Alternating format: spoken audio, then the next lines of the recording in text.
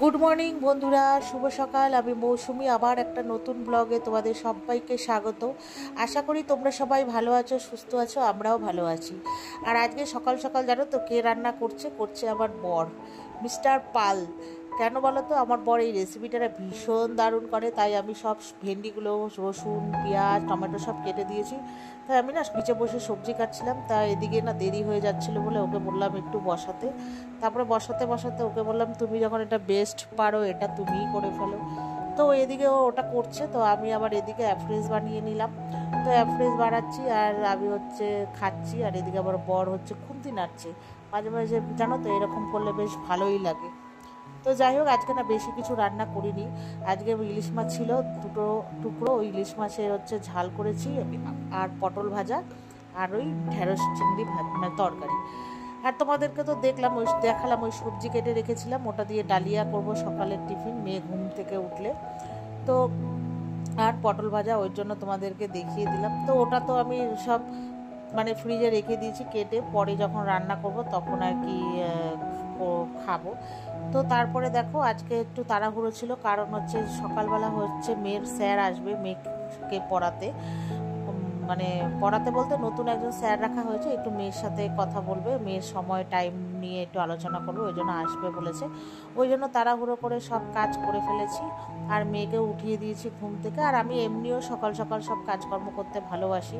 বেলা হয়ে গেলে না আমার একদম ভালো লাগে না, জানো তো, জানি না কেন, এটা আমার মানে প্রথম থেকেই স্বভাব। মানে আমি কাজ করে বসে থাকবো, ওই কাজ করার আগে না করে গল্প করে তারপরে কাজকর্ম করবো, ভীষণ বিরক্ত লাগে। পরে ওই বেলা হয়ে গেলে আমার একদম কাজ করতে ইচ্ছা করে না।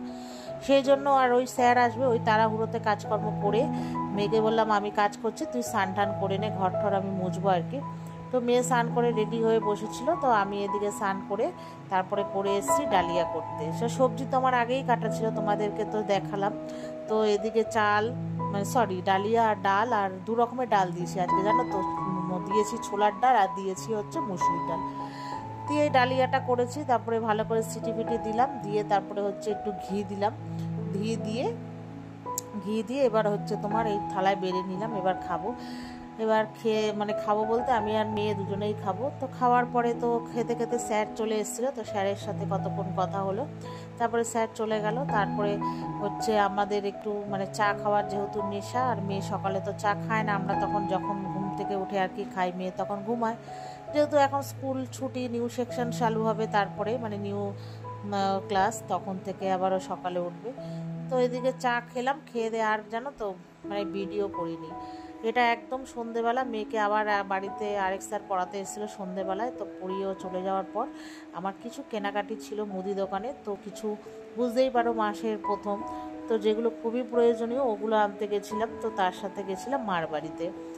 তো মার বাড়িতে গিয়ে তো মেয়ে বলছে আমার না খিদে পেয়েছে দিয়া, তো কি খাবো। তো মা বললো চাউমিন করুক, তোর মা খা।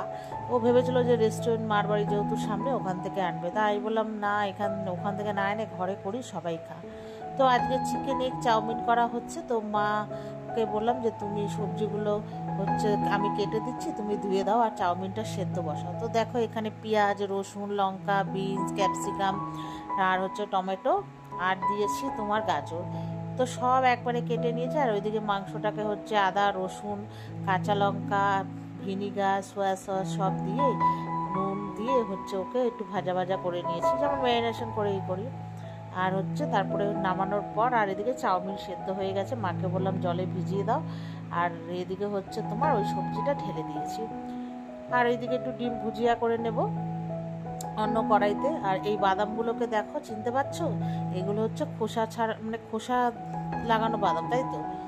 এগুলো কোথা থেকে এনেছে বলো তো, আমার জেঠির দিদি বাড়ি বর্ধমান।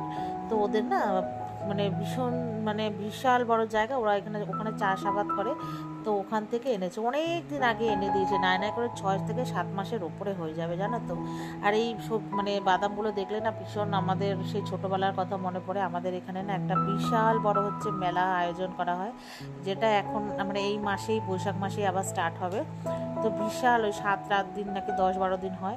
বিয়ের আগে প্রচুর যেতাম, প্রায়ই যেতাম, বুঝেছো, রোজই যেতাম। খালি সব মাস মানে যেই কদিন হতো তার মধ্যে হয়তো 2 থেকে 3 দিন বন্ধ দিতাম, আর রোজ যেতাম। তখন তো আমাদের স্কুল শুরু হতো, নতুন ক্লাস হতো, তখন তো অন্যরকম সিস্টেম ছিল। আর সব বোন দিদিরা কাকারা মিলে পিসিরা মিলে সবাই যেতাম। আর ওই বাদাম কিনতাম 10 টাকার, কিনে সবাই মিলে খেতাম, খুব মজা হতো। সেই ওই বাদামগুলো দেখার পর না সেই আমরা আলোচনা করছিলাম। তো যাই হোক, বাদাম কয়টা বেশি ছুলতে পারিনি, কয়েকটা ছুলে ওই চাউমিন করলাম। তো চাউমিন করে মাসির ছেলে এসেছিলো, দেখলাম আবার, ওকে বললাম খেয়ে যা, সবাই মিলে খেলো। তারপরে বর আসলো, বরকে দিলাম খেয়ে দে। বর আমরা সবাই বাড়ি চলে এসেছি। আর এই যে বললাম না, কেনাকাটি করতে গেছিলাম মুদি দোকানের, কিছু ছিল না একদম চিনি, জানো তো, আর ছিল না চা পাতা, সেটার জন্য আরও বিশেষ কারণে গেছিলাম। তারপরে মেয়ের ম্যাগিটাও শেষ হয়ে গেছিলো, নিয়ে আসলাম শ্যাম্পু, বিস্কুট, আর তোমার ওই কি বলে দুধ, এই আর চিনি, এইসব নিয়ে বাড়ি চলে এসেছি। তো চলো বন্ধুরা, ভিডিওটা এই পর্যন্তই। Good night, tata.